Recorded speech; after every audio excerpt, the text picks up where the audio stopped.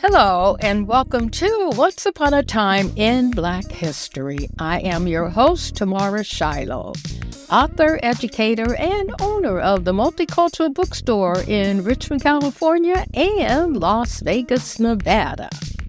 You can also find us on my website at onceuponatimeInBlackHistory.com.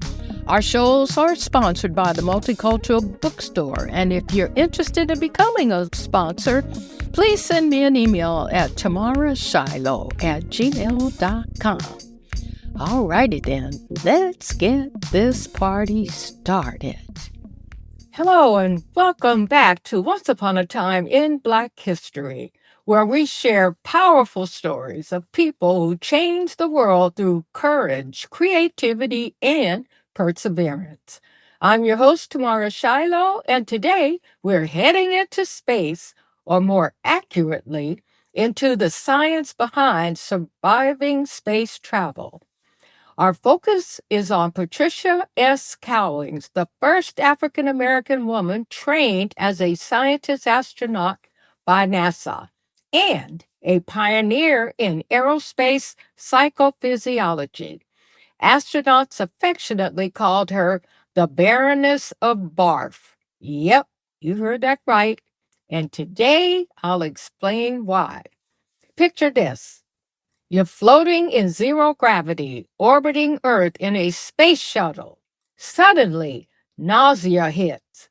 Unlike on Earth, where you can grab a bag or head to the restroom, in space, things get dangerous fast. If an astronaut vomits during a spacewalk, the acidic contents can damage their eyes, clog the oxygen system in their helmet, or even be inhaled, causing suffocation.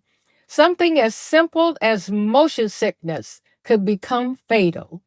This is where Patricia Cowings made her mark. She dedicated her career to solving the problem of space sickness. Using biofeedback techniques, she developed a training program that allowed astronauts to control body functions like heart rate, muscle relaxation, and even skin temperature, helping them conquer nausea and dizziness in less than 6 hours of practice. Her work wasn't just theory, it was tested in space during the 1992 Space Lab J mission, and it worked. Thanks to Ms. Cowling's research, astronauts could manage motion sickness without medication, giving them greater control and safety in orbit.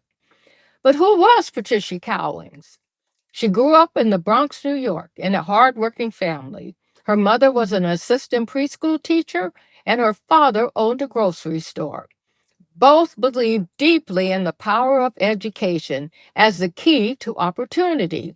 Miss Cowings and her three brothers went on to remarkable careers: a two-star Army general, a jazz musician, a freelance journalist, and Patricia, however, decided it was the stars that she wanted, literally. She studied at State University of New York at Stony Brook, then earned her PhD from the University of California, Davis. While in graduate school, she took an engineering class that changed her life. That class gave her the chance to work on space shuttle design and sparked her passion for aerospace research. Her path, however, was not smooth, of course. NASA, especially in the early years, was dominated by white men. As a Black woman scientist, Ms. Cowings often faced dismissive and prejudiced attitudes. In one meeting, an official told her she just wasn't the right type for interacting with astronauts. Understanding the racist and sexist innuendo, she shot back with humor and confidence. I'm type O positive. What type are you? You go, girl.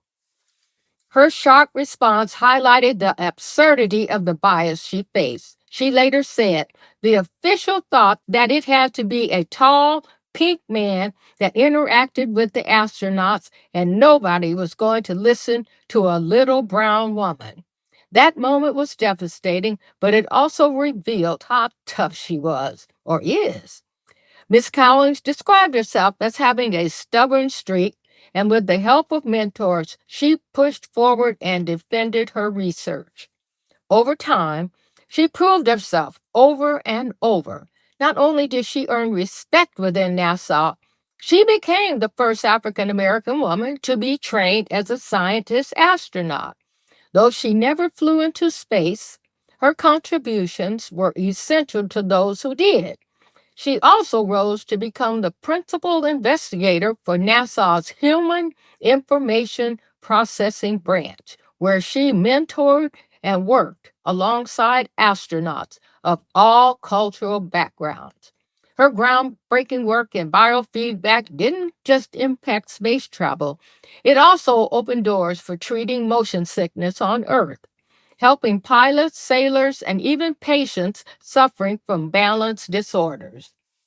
Astronauts gave her the playful nickname, Baroness of Barf, not as an insult, but as a badge of honor. It symbolized her unique ability to tackle one of space's messiest, most dangerous problems with science, creativity, and, of course, perseverance. Patricia Cowings' story is more than just about fighting nausea.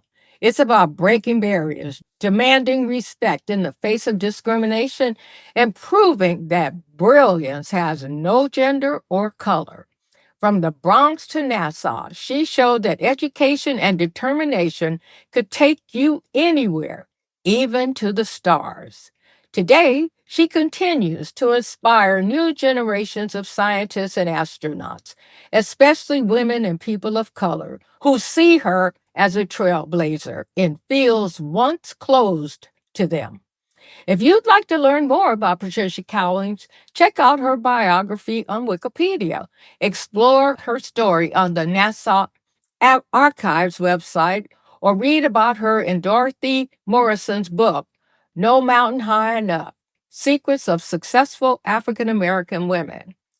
That's it for today's episode of Once Upon a Time in Black History. Thanks for joining me as we celebrated Patricia Cowings, the scientist, the astronaut, and yes, the Baroness of Barf. I'm Tamara Shiloh, reminding you to always keep learning, keep imagining, and keep reaching for the stars. And don't forget to check out my bookstore at multiculturalbookstore.com. See you next time.